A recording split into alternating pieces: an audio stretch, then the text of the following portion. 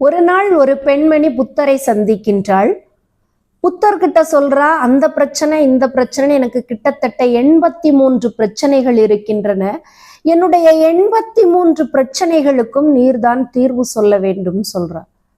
உடனே புத்தர் சிரித்து கொண்டே சொல்கின்றார், உன்னுடைய 83 பிரச்சனைகளுக்கு என்னால் தீர்வு சொல்ல முடியாது.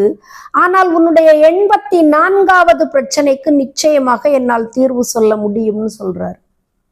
இப்ப இந்த பெண்மணிக்கா தூக்கி வாரி போட்டுறது, இது என்ன நமக்கே தெரியாத புதிய பிரச்சனை, அது என்ன என்னுடைய 84வது பிரச்சனைன்னு கேட்கிறா. உடனே புத்தர் அதற்கு பதில் சொல்கின்றார், எனக்கு எந்த விதமான துன்பமும் சோதனைகளும் வந்துவிடக் கூடாது என நீ எண்ணிக்கொண்டிருக்கின்றாயே, அதுதான் உன்னுடைய 84வது பிரச்சனைன்னு சொல்றான். இந்த 84வது பிரச்சனை அந்த பெண்மணிக்கு மட்டும் கிடையாது, நம் எல்லோருக்குமே இருக்கின்றது. இப்ப எந்த விதமான சோதனைகளாக இருந்தாலும் சரி, எல்லாத்துக்குமே நாம தான் காரணம்.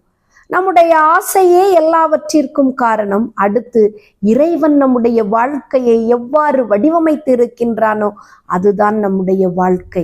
இதைத்தான் கண்ணதாசன் மிகவும் அழகாக சொல்கின்றார்.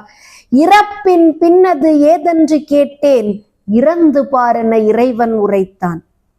அனுபவித்தே அறிவதுதான் வாழ்வென்றால் ஆண்டவா நீ ஏன் என்றேன்.